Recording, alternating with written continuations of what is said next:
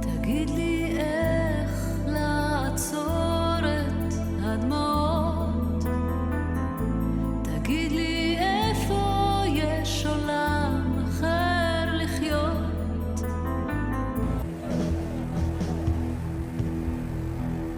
Some of Ben-Gurion's decisions, judged by conventional military standards, were unusual.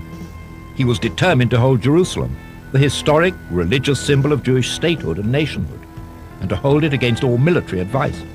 The city was far from the coastal plain, subject to Arab siege, and extraordinarily difficult to defend. Inside Jerusalem there was fighting to control individual neighborhoods.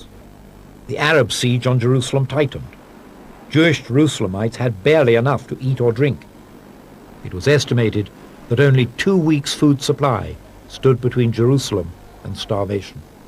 תגיד לי למה אין אמת רק הזיות, אז למה לנסות ולהמשיך עכשיו לבכות?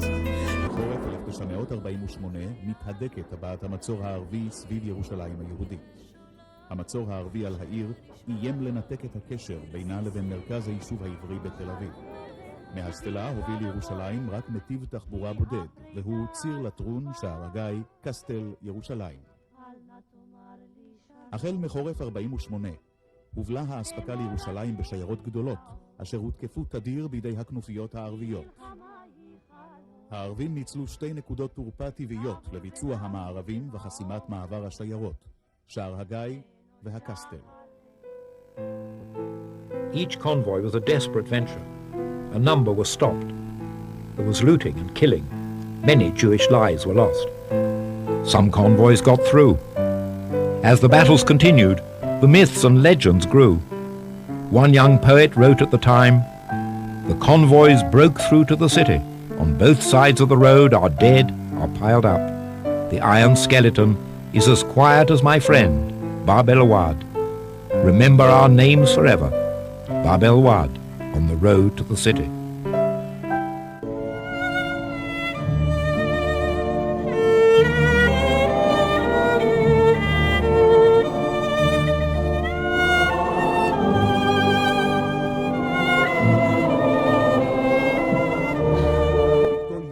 ולתפוס שטחים השולטים על הדרך ולהחזיק בהם כדי להבטיח את מעבר השיירות העולות לירושלים.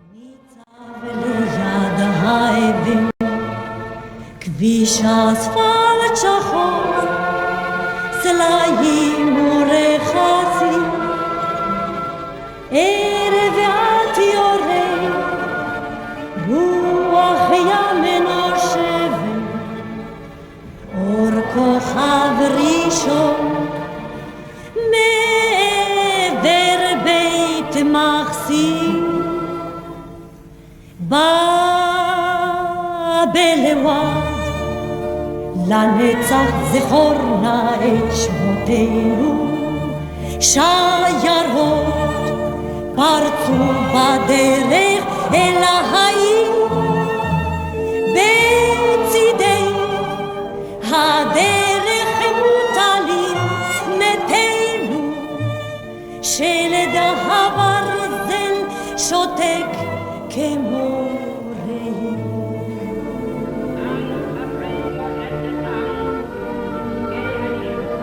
On the 14th of May 1948, Israel became a state.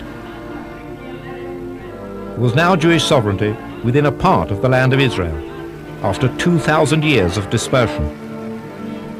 There was happiness on the streets of Tel Aviv and Jerusalem. The joy of the present obscured the looming dangers of what might happen on the morrow.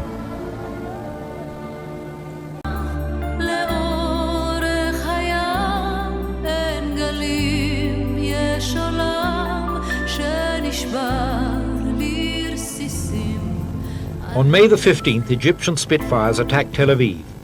Damage on the first day of all-out war was considerable. One Spitfire was shot down. The Arabs had shown that their fighter planes had a long reach right into the Jewish population centers. כשאנשים רצים אל תופת כמו אל ים, אני ארוץ אל תוך האש אם יחזרו משם. לאורך הים אין גלים, יש עולם שנשבר לי רסיסים על המזח. לאורך הים אין גלים, יש עולם שנשבר לי רסיסים על המזח.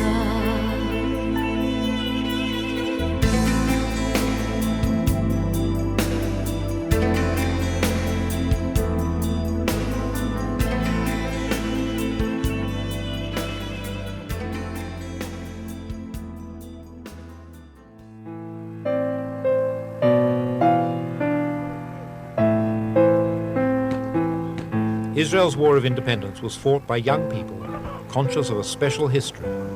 They fought for political independence, but also they felt for the very life and future of the Jewish people.